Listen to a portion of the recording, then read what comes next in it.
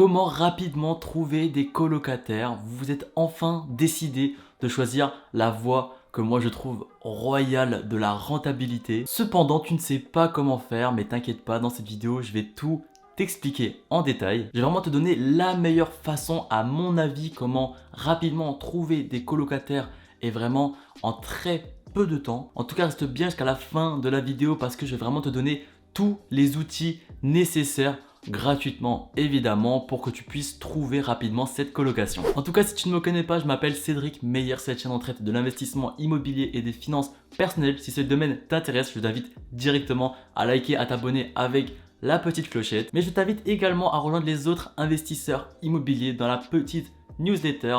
Dedans, il y a des actus, des astuces, mais surtout, il y a le guide pour trouver un bien rentable. Le lien est dans la description. Ok, on commence directement avec la première étape, c'est que tu dois dresser une liste avec tes attentes. Tout simplement, avant de choisir les colocataires qui te semblent le mieux, tu dois vraiment savoir qu'est-ce que tu veux. C'est généralement l'étape où on prend le moins de temps, alors que c'est vraiment là où ça va vous guider vers la direction où vous souhaitez aller. Pour te guider un maximum dans tes questions, tu peux te poser par exemple, est-ce que tu vas accepter les animaux de compagnie? Ça, c'est un choix à faire. Personnellement, moi je refuse catégoriquement parce que ça peut clairement abîmer votre bien. Et il y a d'autres questions encore plus importantes à se poser. Est-ce que tu vas choisir tes colocataires en fonction de leur âge? Est-ce que tu vas choisir uniquement des étudiants parce qu'ils touchent la CAF, ou tu vas uniquement choisir des jeunes actifs parce qu'ils ont déjà un premier vrai salaire? Ça, ce sont des questions à se poser. Ou sinon, la question qui revient très souvent, c'est est-ce que tu vas faire une colocation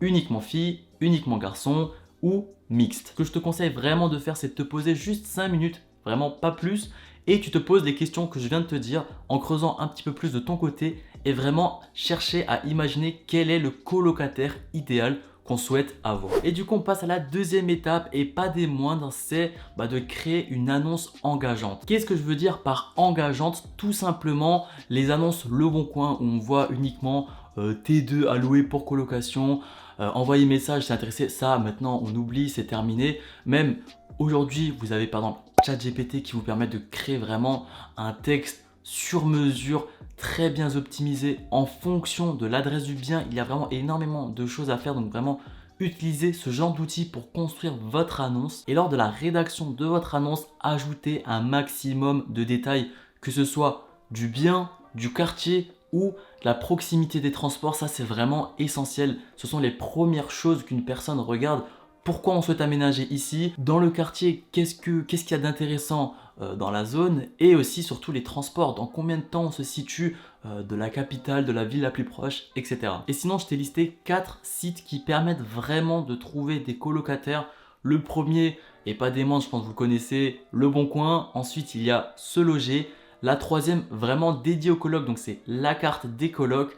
Et le dernier site qui marche très bien, c'est un grand classique, mais Facebook, les groupes. Ça marche encore extrêmement bien en 2023, mais moi j'étais choqué. J'ai posté une annonce, il y a eu énormément de demandes. Par contre, c'est pas tout le temps qualitatif, du coup il faut faire pas mal de tri, mais franchement il y a vraiment du nombre. Et dernière chose par rapport à l'annonce, c'est de faire de belles photos professionnelles.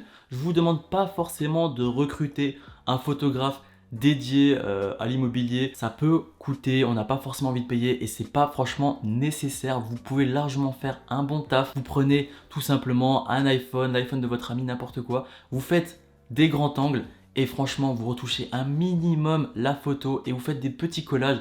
Je peux vous montrer des exemples de mon dernier bien, mais ça marche. Maintenant que vous avez publié votre annonce et que ça commence à marcher, on va passer à la troisième étape, c'est d'organiser des visites optimiser. Qu'est-ce que je veux dire par optimiser? Tout simplement, votre temps il est précieux. Vous ne pouvez pas vous permettre de faire une visite un lundi, une autre visite un mercredi juste pour une personne. Regroupez un maximum de visites dans un court laps de temps défini. Mais surtout, ce qui est important avant de proposer une visite à un potentiel colocataire, c'est de demander son dossier en amont. Déjà, le temps de réponse joue énormément. S'il met une semaine à vous rendre le dossier, franchement, ça vaut même pas la peine. Ensuite, une fois que vous avez reçu ce dossier, regardez attentivement tous les documents. Est-ce que tout est vrai déjà? Regardez son contrat de travail, ses fiches de paye, est-ce qu'ils sont cohérents? Je vais sûrement bientôt faire une autre vidéo avec tous les documents nécessaires, que ce soit pour la location, pour sélectionner les dossiers justement dans une autre vidéo. Donc n'hésitez pas à vous abonner. Encore une fois, ça me ferait énormément plaisir. Mais seulement une fois que vous avez validé leur dossier, à ce moment-là, vous pourrez leur donner une heure de rendez-vous pour visiter le bien. Et maintenant, c'est le moment qui repose le plus sur votre instinct. Lors de la visite, vous devez vraiment faire en fonction de votre feeling. Essayez de poser un maximum de questions ouvertes pour voir la personnalité de votre futur potentiel colocataire, comme par exemple pourquoi vous faites une colocation, ou sinon comment vous voyez la colocation idéale, quel est votre passe-temps préféré. Si vraiment il vous répond des choses du style voilà, moi je veux uniquement faire la fête, passer ma dernière année et profiter avec mes copains, ça pue. Franchement ça pue, pas besoin de vous faire un schéma, mais vraiment essayez de poser des questions ouvertes et découvrez un maximum sur la personnalité de votre futur colocataire. On passe directement à la quatrième et avant-dernière étape, c'est les dernières vérifications qui sont indispensables. Avant que tu prennes ta décision finale, essaye vraiment de te reposer sur le feeling comme je t'ai dit juste avant lors de la visite et aussi surtout les documents qu'il t'a donnés. Est-ce que tous les documents sont en ordre? Est-ce que la garantie visale est valide?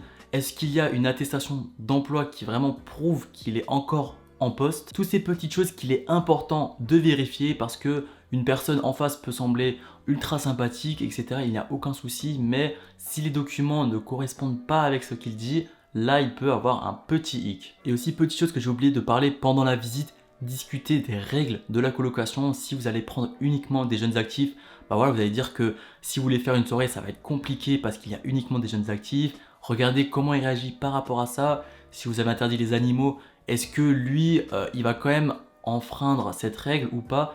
Prenez tout ça en compte vraiment et posez-vous et dites-vous vraiment est-ce que ce colocataire va m'écouter?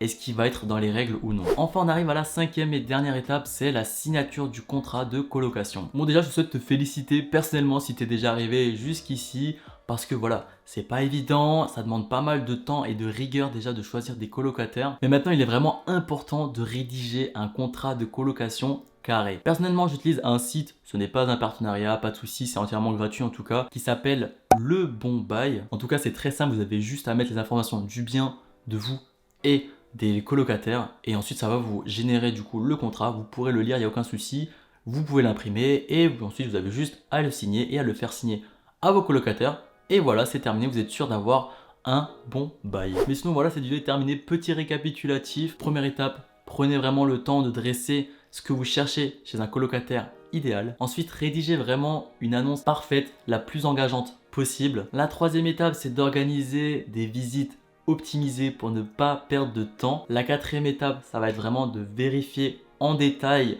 la situation de votre colocataire. Et enfin, la cinquième et dernière étape, c'est de signer un bon contrat de colocation qui va bien vous protéger. En tout cas, voilà, cette vidéo est déjà terminée. Si ça vous a plu, n'oubliez pas de liker et de vous abonner avec la petite clochette, ça m'aiderait vraiment énormément. Moi, je vais vous laisser avec la prochaine vidéo qui s'intitule « Pourquoi épargner votre argent est la pire idée ?» Je suis sûr que vous ne le savez pas, donc n'hésitez pas à aller la voir. Moi, je vous dis à la prochaine. Ciao, ciao.